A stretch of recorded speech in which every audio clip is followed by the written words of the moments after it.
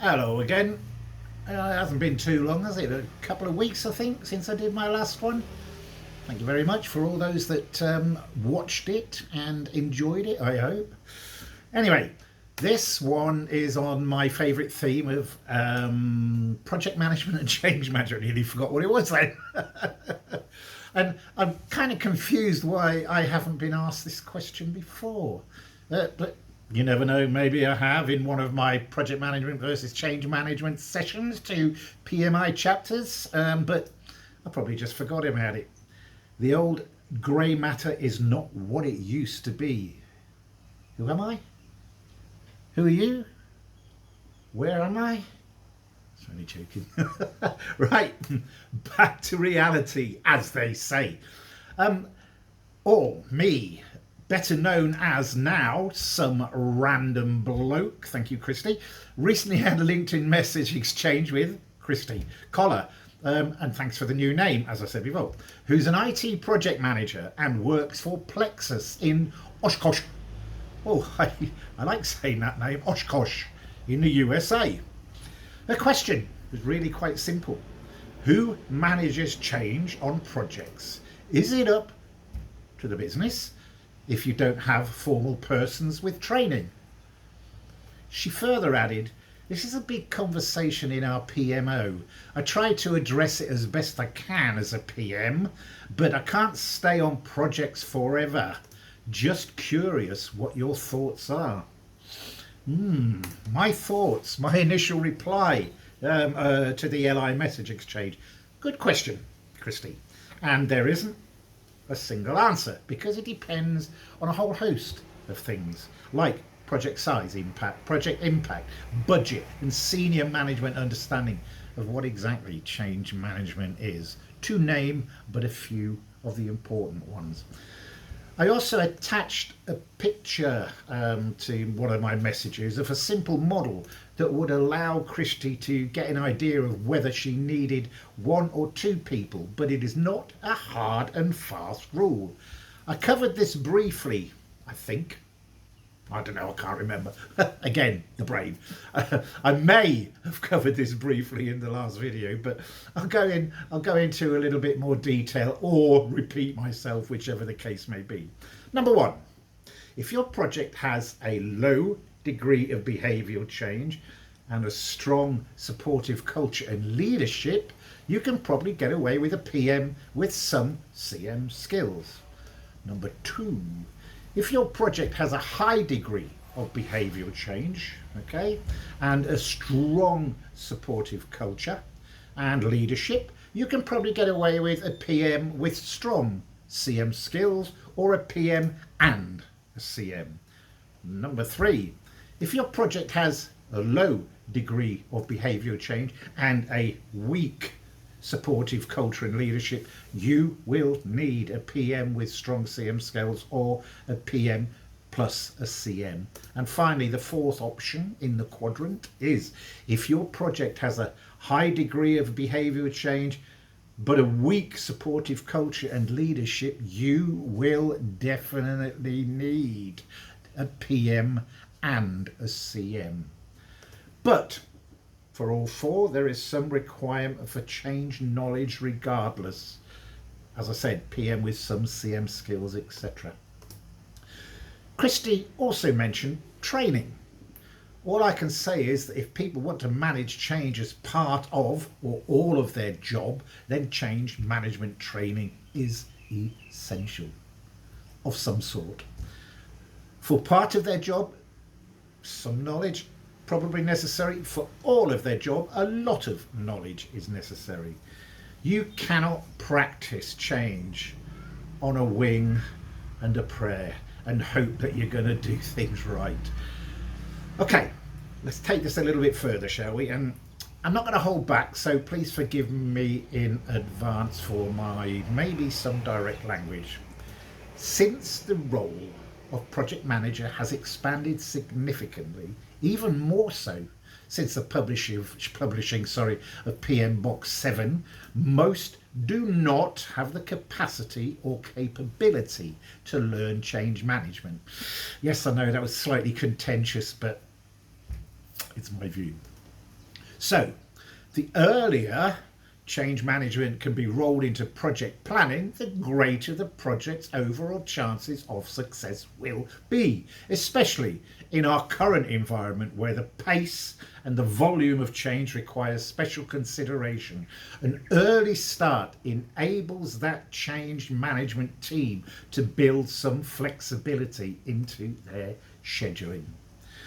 Organisations would do extremely well to address change management as early as possible and to work with the team on weaving things like communications, business readiness, usage and adoption, and other measurable change tasks into the master project schedule. Just going back to the subject of the PM Box 7, there are 340 pages in total. And guess how many there are related to change management?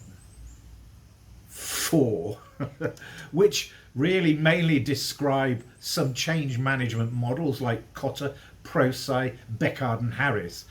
But just blindly following a change management model does not necessarily guarantee you a successful change outcome unless you know what sits behind the models. Yeah? I guess most project managers won't. So what's the point? This is where training comes in, as mentioned earlier. There is also in PM Box 7 a table where they map change management models against the PMI's performance domains of team, stakeholders, development approach and life cycle, planning, project work, delivery and measurement. Yep, load of them, aren't there? But guess what? The mapping actually shows that change management models have been mapped to only 3 of those 8 performance domains. So stakeholders, planning and project work. Come on, change management should be part of every single domain. Or am I being unreasonable? Please tell me if you think I am. Yeah. There's other stuff in the PM Box 7 related to things like communications and stakeholder engagement, which puts these 2 aspects firmly in the project management sphere. But in my humble opinion, well, not too humble, my candid opinion, they should be in the change management sphere of activities. Confused? You will be. I am. I think you might know, or if you don't, I'll tell you, I deliver global PMI chapter sessions called PM versus CM to spread the change management message to, which I'm sure, you've seen me post about on LinkedIn. In part of the presentation, I used the results of a survey I conducted in 2021, which was a repeat of one done about something like 8 or 9 years before by a company called Beyond Strategy, which asked 2 very simple questions. How important is project management to change success? Question 1. Question 2. How important is change management to project success? The results from the 30 times project managers and 30 times change managers may surprise you. When asked how important is project management to change success, 25% said critical, 44% said very important, 20% said important, and the rest said it was a nice to have.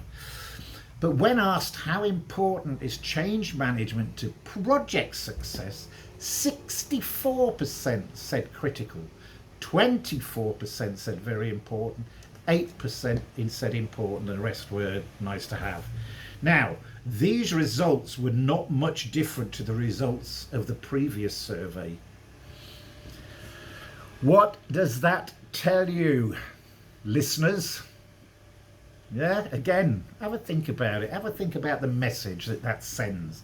Now, please don't think I'm having a dig at project managers, because I'm absolutely not. They have an important job to do. But what I am doing is trying to raise the issue of the lack of importance being placed on change management in the PMI box version 7, which is more kind of like a oh yeah, let's put in a bit about change management, an afterthought, rather than a serious attempt to instill the importance of change management being applied together with project management. Finally, thank goodness I hear you say, something I mentioned in my last video, but really do stand by, is that CM and PM, a CM and PM model of working in partnership is the way forward. A PM with responsibility for change management, conversely, a CM with responsibility for project management just puts way too much pressure, and they may not necessarily have the right experience and skill set to manage both elements. Actually, not finally, I forgot. If you're a project manager, or even if you're not a project manager, and you want to gain those necessary and important change management skills, come on down and sign up for my Fundamentals of Change Management course, and I'll give you a 10% discount if you cite this video. Feedback from both corporate and individuals shows the following positive percentages where trainees either strongly agreed or agreed to a series of statements. In relation to moi, the course leader, 96% positive. In relation to course content, 93% positive. In relation to course outcomes, 94% positive. You know where I am if you need to contact me. Oh, what? I nearly forgot. As a member of the PMI, and previous PMs have applied for this, you can get 16 PDUs if you go through my course. Other projects, as I said, other project managers, as I said, have done. So contact me. That's all. Thank you again. See you soon.